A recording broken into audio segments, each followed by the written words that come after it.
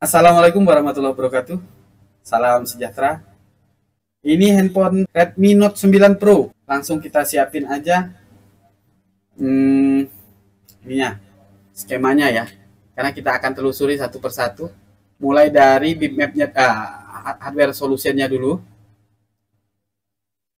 Hardware solutionnya Redmi 9 Pro. Kita lihat saja. Charger data. Mudah-mudahan skemanya juga ada, jadi lebih mudah kita dalam menganalisa.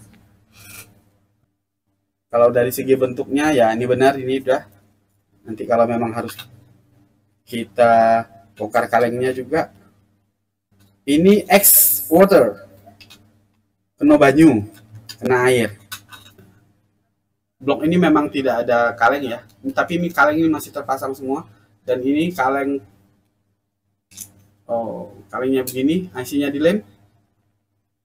Seperti biasa kita analisa dulu menggunakan power supply. Kita cari test point-nya.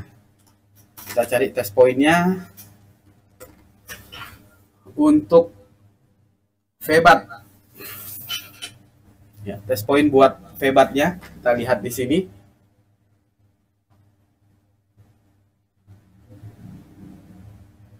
VBAT-nya langsung ke mana? Test point-nya di sini satu. Ya, yang bunder-bunder nggak ditunjukkan. Yang bunder-bunder nggak ditunjukkan, tapi kita coba cari aja biar enak kita solder ya. Di solder biar enak. Ini rutin yang harus kita lakukan kawan-kawan. Jangan sampai nyari test point nggak bisa. Groundnya sebelah kiri. Ini ground, berarti ini plusnya. Tinggal kita cari test point bunder-bundernya. Oh, memang nggak ada nih. Ya, adanya di atas sini. Adanya di atas. Kalau kita lihat di Borneo tadi, di kapasitor ini seharusnya. Nah, seharusnya di kapasitor di bagian atas ini bunyi ya. Ini nggak bunyi. Nah, something. Udah jelas satu ini kelihatan. Harusnya ini bunyi. Untuk memastikannya lagi, ya ini putus atau tidak, kita gunakan dioda mode. Saya munculkan dulu. Kita lihat. Ini multinya kita ubah jadi dioda mode. Kalibrasi dulu. Sudah? Sehat? Kita ukur VBAT-nya, konektor baterai. Ada nilai sebenarnya dia. Coba sekali lagi. Oh. Kalibrasi lagi. Nah, sudah jelas di sini. Sudah sangat jelas. Tidak ada nih nilai. Jadi VBAT-nya putus ini. Coba di bawah kapasitor ini, di bawah dioda ini ya. Ini juga nggak ada. Nah, sudah jelas. Ini tidak ada arus sama sekali. Kemana dia? Kita lihat di Borneo. Jalur VBAT putus. Langsung masuk ke IC. Nggak. Mampir ke sini nih. Ada kapasitor 2 biji VBAT-nya. Ada juga di sini. Oke, sekarang kita bongkar, kita lihat posisinya di bawah kaleng ini. Oke, bawah kaleng yang deket-deket banget gitu, pinggir nggak ada ya. Kalau nggak ada ya mau kita bongkar.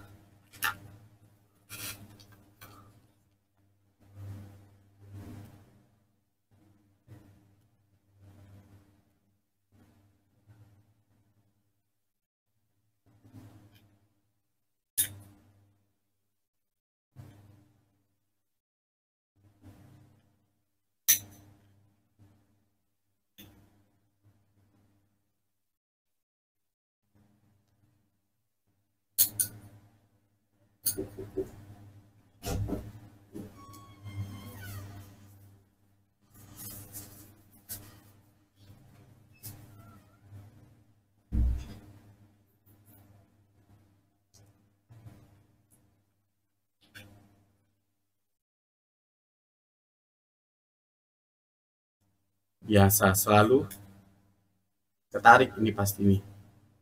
Nah, cuma lebih hati-hati, coba sebisa mungkin kita hati-hati ya, oglak-aglekan begini.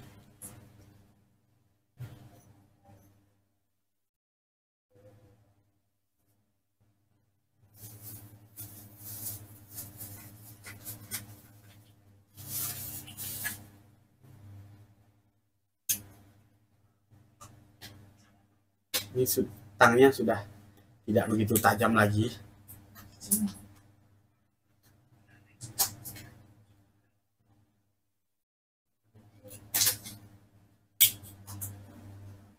Oke, loh, ini ada kemungkinan jalur yang putus di area ini nih. Nah inilah kenapa kita kalau pakai tang potong itu mengkhawatirkan ya, mengkhawatirkan. Walau alam nanti ini kita lihat saja. Nah kita cek dulu.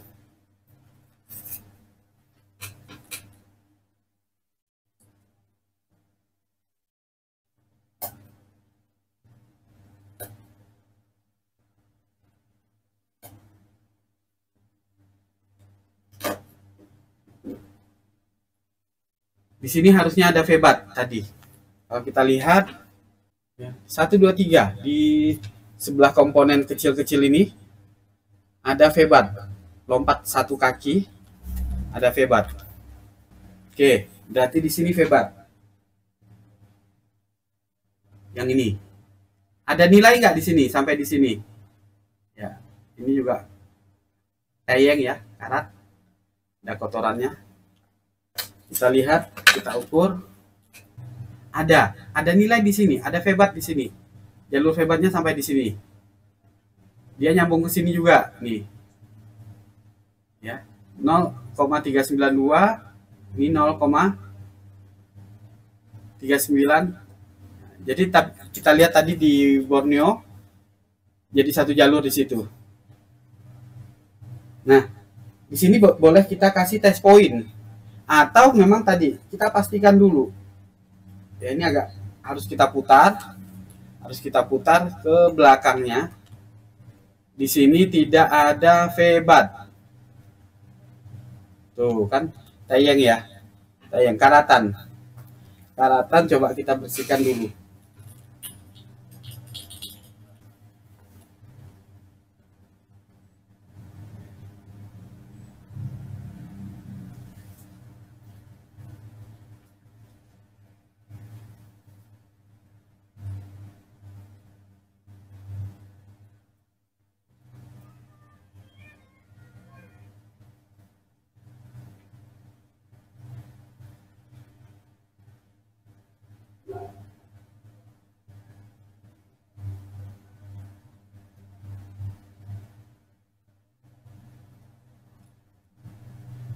Ini apa ini ya? Test point apa komponen ini?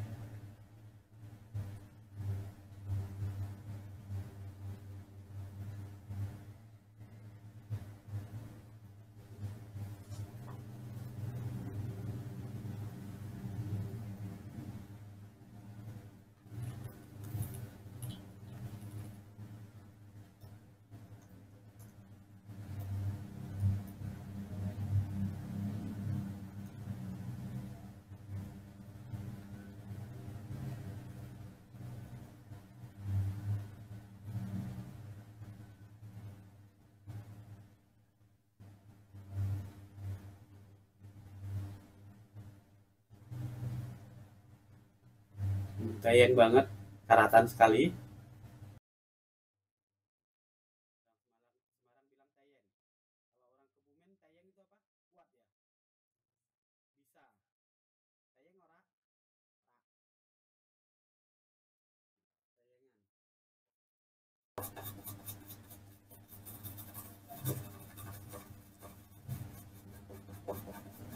Nampak dikit aja, enggak apa-apa, sudah lumayan ya.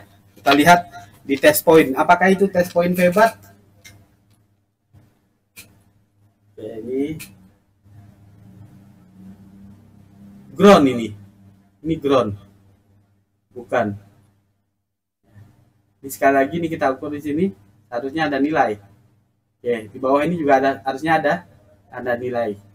Di sini, di yang kecil-kecil ini, di ground yang bagian atas, di bawah juga putus. Total sekalian. Nah, ini ada nih, ada VBAT ini. Ya, benar ya. Coba kita lihat. Kita lihat di Borneo. Nah, ini VBAT-nya dia. Ada VBAT di situ. Jadi dia bahkan putusnya tuh di situ. Nah, di sini ada nilai. Sebelahnya ada ya. Ini VBAT ini. Dia malah putus ke C. Atau kaki C yang memang hilang. Ini harus kita ya, karena terbakar mungkin.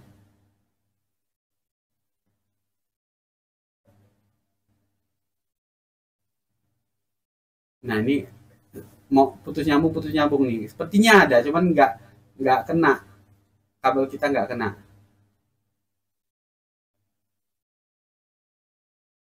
Ini sambil digosok-gosok. Nah, ini.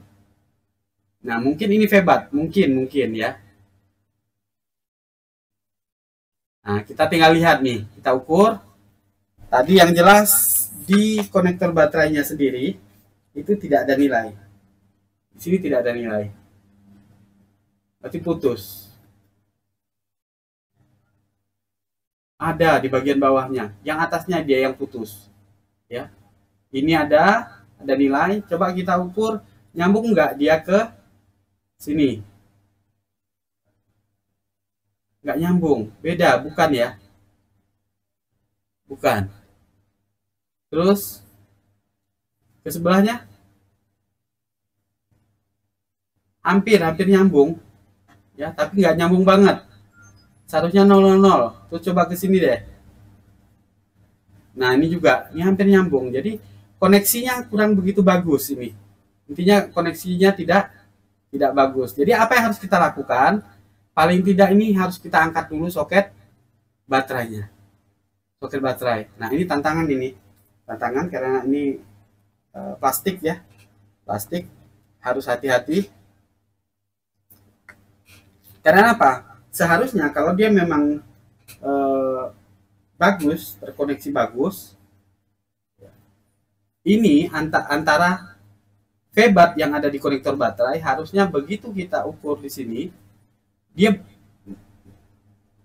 nol semua. Ini kadang, ya, nah ini juga akan jadi masalah, ya, akan jadi masalah ketika kita pasang baterai. Ini jelas ya kawan-kawan ya, harusnya bunyi. Nah, ini nggak bunyi. Jadi boleh dipastikan nanti tidak akan terkoneksi dengan baik baterainya. Ya. Jadi apa yang harus kita lakukan? Ini harus kita angkat nih. Nah, di sini bunyi.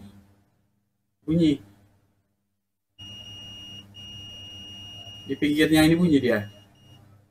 Tapi di sini enggak. Nah, ini bunyi. Jadi kadang bunyi, kadang enggak. Kadang bunyi, kadang enggak. Ini masalah. Ya, jadi harus kita angkat, kita bersihkan, kita rapikan kakinya. Oke, action. Kita gunakan panas 300. Ini terlalu tinggi kalau 360.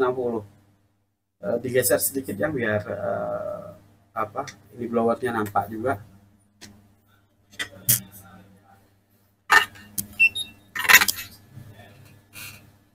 Untuk aman ya, tuh plastik yang lainnya harus kita tutup. Ya, nanti ini udah nggak keangkat, artinya udah rusak juga, yang lain juga ikut rusak. Ini tambah masalah. Ya. Ini kita coba mulai, biasanya saya kalau soket plastik itu pakai 320.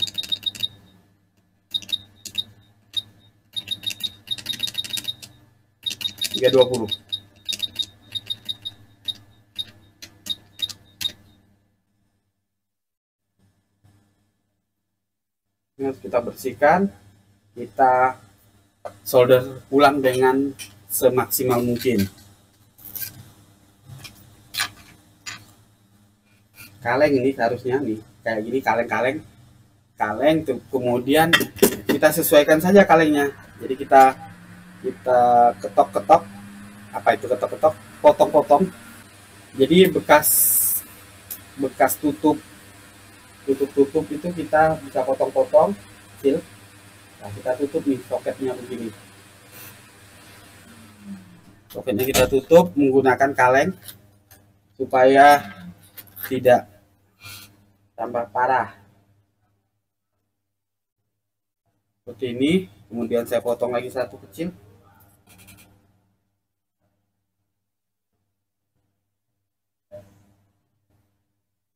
Nah, bisa seperti ini ya.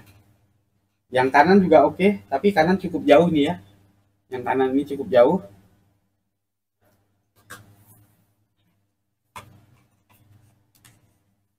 Oke, langsung saja kita eksekusi dengan panas 320 ini. Bismillah. Ini harus kita bersihkan dulu kaki-kaki di bawah soket baterai.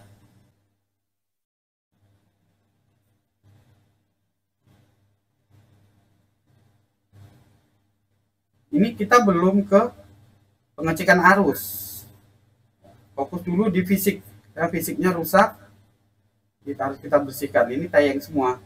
Harus kita tambahin timah. Kita perbaiki dulu kaki-kakinya.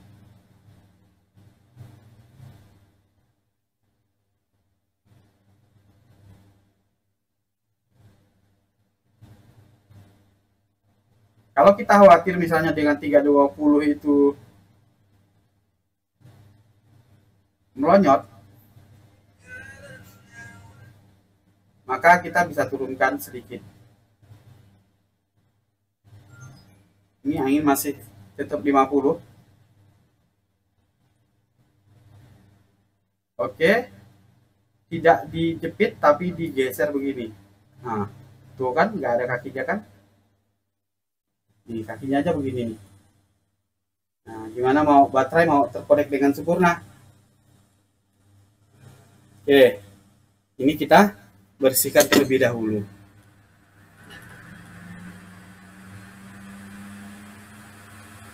Ini.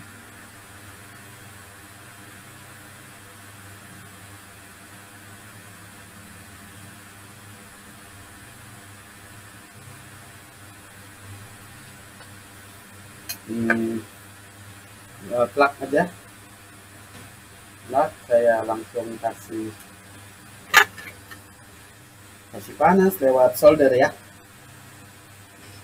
Kasih gesek-gesek.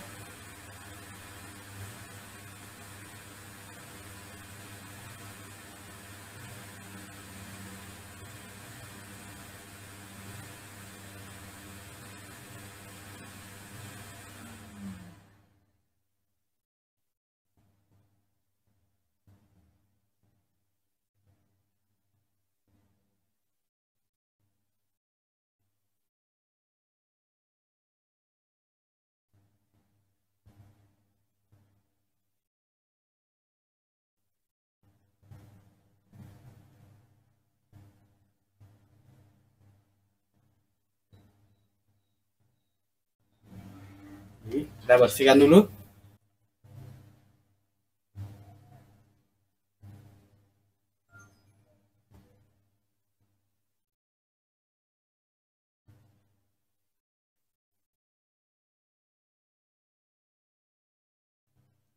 Jadi yang saya harapkan dari praktek seperti ini, kawan-kawan bisa menganalisa dengan jauh lebih baik. Jadi setiap eksekusi nggak ada arus, nggak main jemper saja gitu kan ya. Ini kita ukur dulu, sudah nampak kuningannya, nanti baru kita tambahin timah ya. Baru kita tambahin timah. Nah, ini nyambung nih, nyambung ke sini. Nah, ini juga kaki-kakinya ini kaki ini belum nih. Nah, ini sudah nyambung. Oke. Nah, baru ini kita bersihkan lagi. Gesek-gesek sedikit, nanti baru kita tambahi timah cair.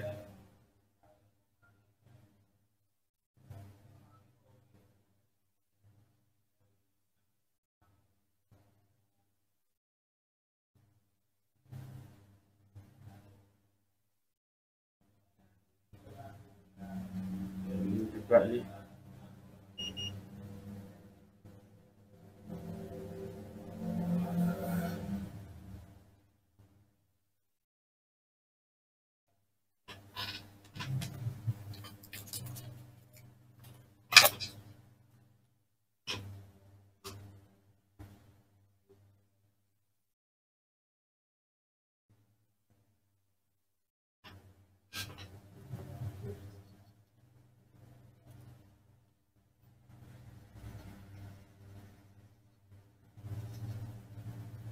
Oke, kita kasih timah cair.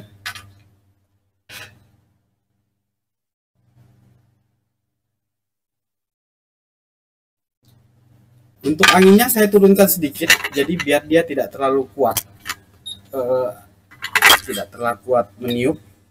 Dengan panas tetap ya.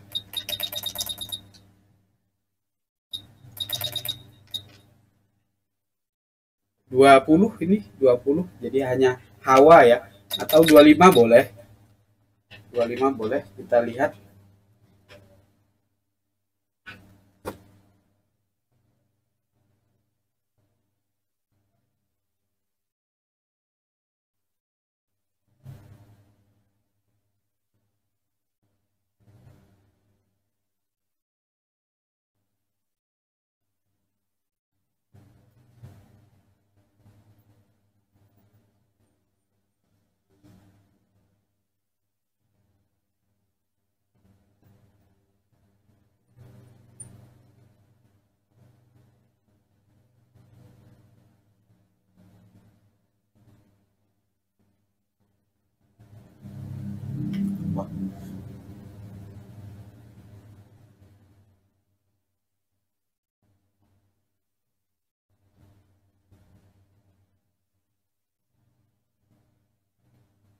Oke, sudah ke blower tekanannya. Enggak ngelihat tuh di mikroskop ya. Nah,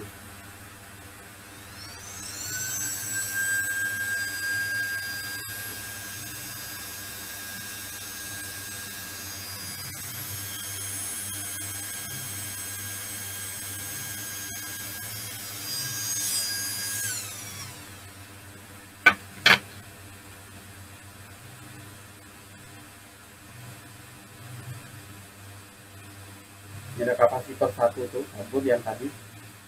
Ada beberapa bahkan. Untuk kapasitor kecil kayak gini ya, bisa bisa penting ya, enggak ya gitu.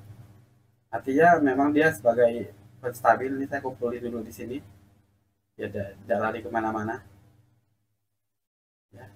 Kemudian baru kita selanjutnya bereskan soketnya. Nah, soketnya ini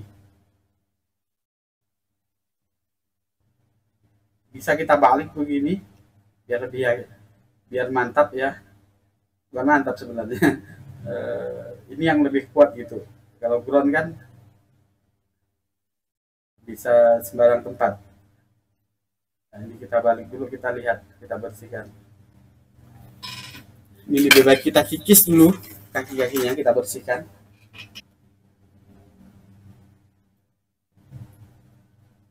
Awas jangan sampai mencolot ya. Kebiasaan barang-barang kecil ini bisa terbang. Tadi malam belum selesai, ya, jadi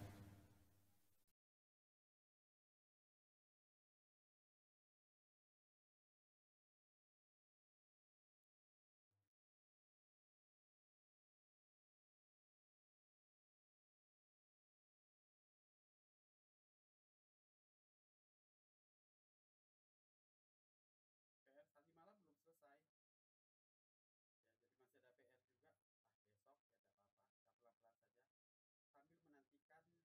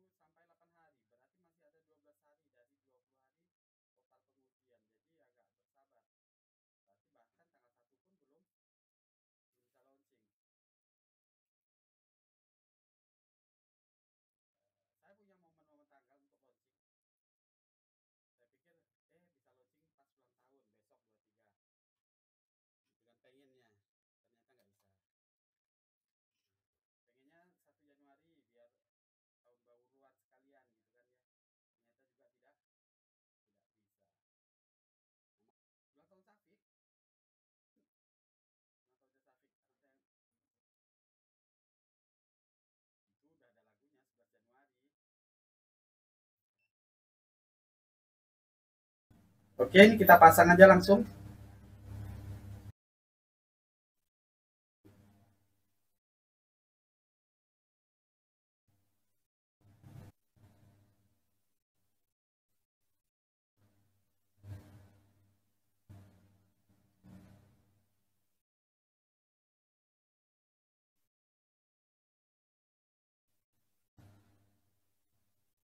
Dengan angin yang lembut, ya panasnya juga pas, flak tidak akan mudah lari. Ya, nah ini udah mulai mendidih, dan mengkilatnya udah beda ya, udah bisa disentuh begini. Nah baru ini masuk.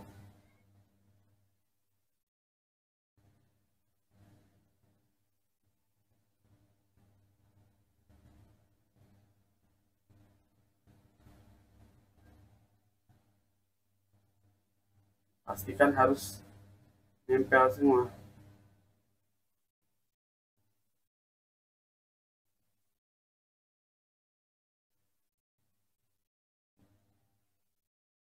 Atas nih kayaknya enggak mateng nih. Atas nih.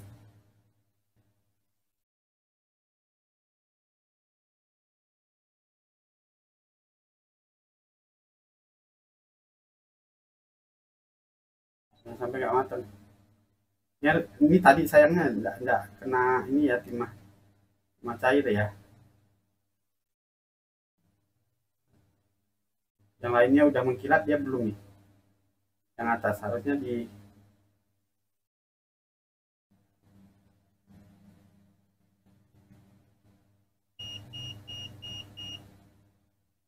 Ini udah mendidih.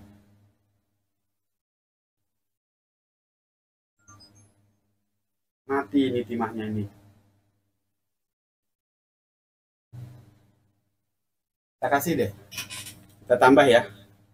Itu harusnya dihilangkan dulu. Tapi coba kita tambah biar enggak.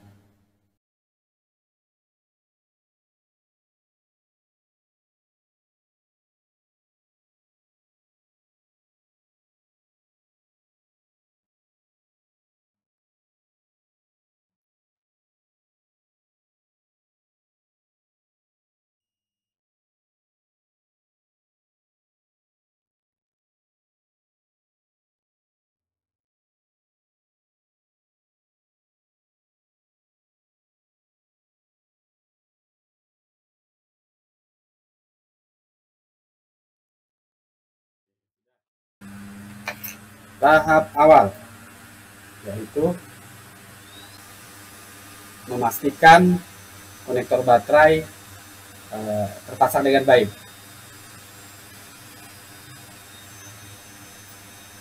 Ini sekali lagi tadi kita belum tahap pengecekan arus. Karena apa? Konektor baterainya aja bermasalah. Jadi harus kita bereskan terlebih dahulu.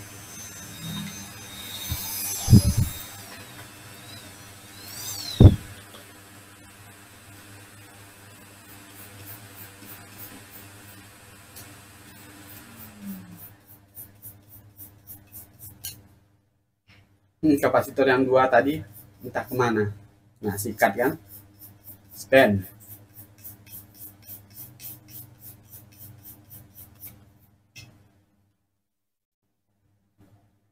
Nah, supaya enak, biasanya saya selalu keringkan juga menggunakan blower, tapi dengan panas yang ini channel satunya ke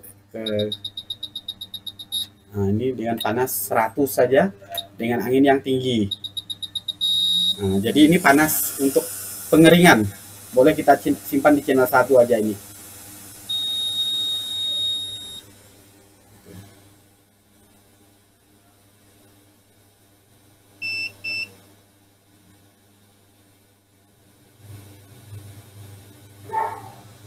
Sekarang baru kita ukur.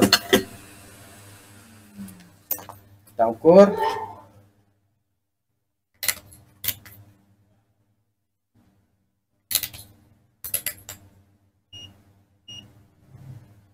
Dioda mode. Kalibrasi. Merah di ground. Kalibrasi dulu. Oke. Lihat konektor baterainya. Oke, sudah terpasang baik ini. Enak. Ini groundnya juga udah. Jalur yang lain. Nah, ini ada ini ground juga. Ini oke, sip. Nah, baru kita lanjutkan ke pengukuran arus, pengecekan arus. Ini saya heran kok nggak ada test point VBAT-nya yang bundar ya.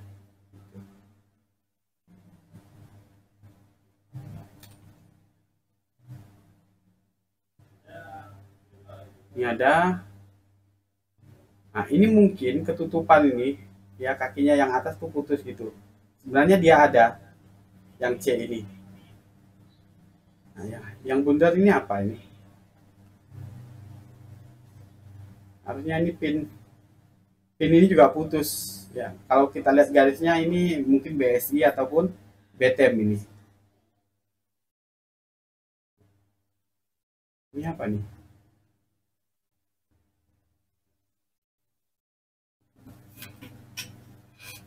Oke, no problem. Sekarang kita ukur arusnya. Ini on off ya ini. Ini on off bukan? Tak lihat dulu di mesin. Ya, on off. Ini on off. Jadi kita bisa ngonsletkannya di sini nanti. Kalau pengen cepet ya kita buka Borneo skematik. Cari jalur on off. Ingat, ini kita latih seperti ini supaya kawan-kawan cepat menganalisa kerusakan. Oh, bukan ya? Ini Redmi Note 9 Pro. Mana dia? Oh, bukan ini. Ini bukan. Ini finger mungkin. Finger. On off-nya berada di samping sini. Di sebaliknya. Kita lihat. Ya, ini dia. On off-nya berada di samping. Nih. Di kaki yang mana nih? Pojok kiri. Ya, pojok kiri ini on off. Pojok kiri. Oke, berarti saya tunjukkan aja lewat kamera atas ya. Ya, paling enak menggunakan kabel boot. Kabel boot biar enggak test point. Ini saya lihat, cari dulu baterainya. Ini kena airnya. Ini LCD bagus apa enggak nanti ini ya. Baterainya model begini. Oke. Saya cari dulu sebentar. Ya. Baterainya model begini. Kebesaran. Oke, ini dapat ya. Dapat ini sama ini. Sama. Kita coba dulu.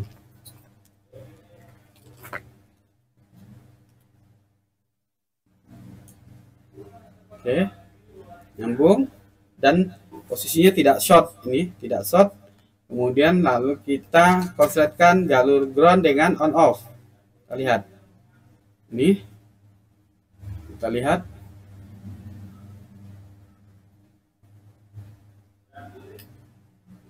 arusnya naik ya sampai 150, menandakan IC power, IC CPU, bahkan RAM MMC bekerja ini.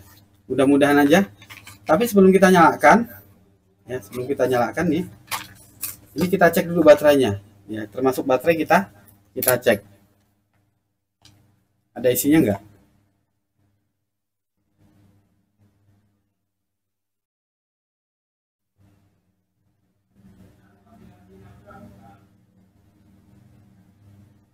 Enggak ada. Saya balik kabelnya. Kosong ya baterainya ini. Langsung aja ke mesin, nggak apa-apa. Kita lihat.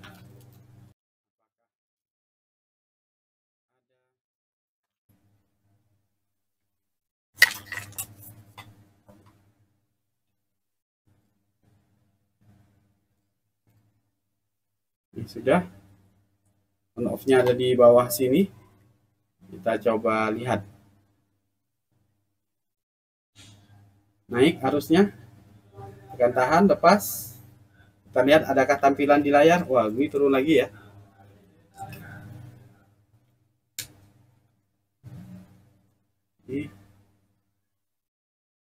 Ini baru tahap konfirmasi ke konsumen. Tak ada tampilan dan dia drop lagi. Nah, drop seperti ini ada beberapa kemungkinan. Yang jelas ini harus kita colok ke komputer. Colok ke komputer dulu. Detect enggak? Ya, detect atau tidak. Jadi belum konfirmasi harga ini. Kita enggak bisa gas-gas dulu. Yang jelas tahap awal sudah kita lakukan, yaitu mengecek arusnya. Jadi bonus lah kalau dia mau nih dikonfirmasi konektor baterai itu tadi bonus. Ini saya tancapkan dulu. Kita lihat di device manager. Nah, tahap-tahap ini kawan-kawan harus lakukan dengan seksama. Ini saya buka device manager. Kita lihat tanpa tombol, hanya colok saja, tidak ada tanda-tanda ya, tidak ada tanda-tanda.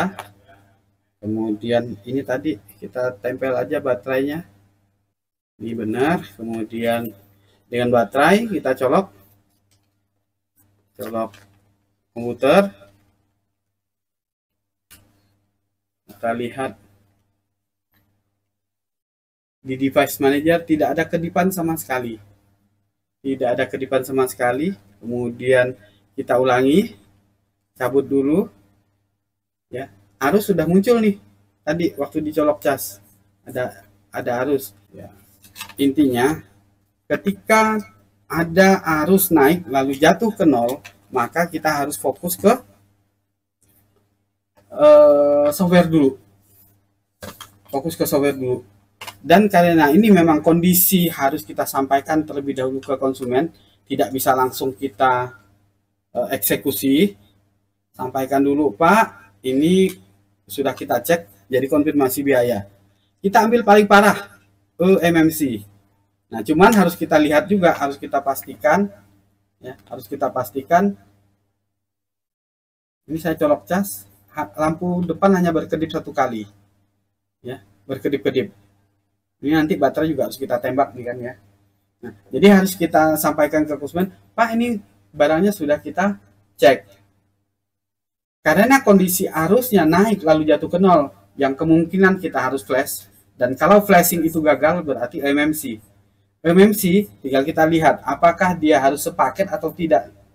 Di sini kita cek di GSM Arena Xiaomi, ya, Xiaomi Note 9 Pro GSM Arena. Untuk memastikan dia menggunakan platform apa, menggunakan Qualcomm kah, MediaTek kah, ya. Ini kita lihat di sini platformnya Android 10 Qualcomm. Nah, ini tantangan. Seandainya nanti memang harus otak-atik sampai ke CPU, berarti cukup lumayan ini. Minim-minim kita harus rebol eMMC CPU. Ya. Dan dia ingat, di sini tidak menggunakan eMMC. Sudah menggunakan UFS 2.1. Jadi paling tidak kita harus punya UFS atau EasyGTech atau MIPI untuk memperbaiki ini. Jadi cukup panjang. Nah, ini kita pending, ya, saya tidak bisa lanjutkan karena harus koordinasi konfirmasi dulu ke konsumennya. Itu ya kawan-kawan. Intinya saya ingin sampaikan ke kawan-kawan SOP. Ya, prosedurnya seperti itu. Prosedurnya seperti itu. Dan hal yang sepele, ya ini ya, hal yang sepele ini terjadi di kami kemarin. Nih, barang-barang kayak gini, LCD-nya, ini kan saya nggak tahu nih, sudah retak pecah belum. Ini harus dicek di awal. Dan begitu kita bongkar supaya aman, tidak geser sana, taruh sini, taruh situ, rantang, aman. Resto. Ya. Coyo aku aman nantinya. Daripada kita menggunakan plastik ya seperti ini, ketindihan, begitu dibongkar nanti taruh sana, taruh sini. Dan bisa jadi bagian-bagiannya apa nih? Ini saya nggak tahu nih. Tadi ini yang keluar dari sini atau dari yang lainnya. Nah, ini saya tekankan betul ke kawan-kawan sekalian, SOP kita dalam bekerja itu supaya aman, supaya tidak mumet. Udah selesai handphonenya, ada yang hilang, ya kan? Ini tadi, saya nggak tahu, saya bilang, ini volumenya ada atau tidak? Ya, ada atau tidak? Saya nggak tahu. Intinya saya bongkar. Nah, dan biasanya gitulah teknisi, tentu teknisi yang baru tidak mau disalahkan. Nah, ini ada enggak nih? Nah, ada SIM tray-nya di situ. Makanya ini sangat-sangat saya tekankan ke kawan-kawan sekalian, biar kita cari uang enggak pusing kepalanya. Ya.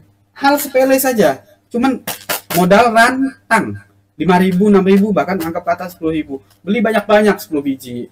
Tiap bongkar langsung cemplung satu di sini. Itu ya kawan-kawan ya. Saya kiri wabillahi taufiq wal hidayah. Assalamualaikum warahmatullahi wabarakatuh.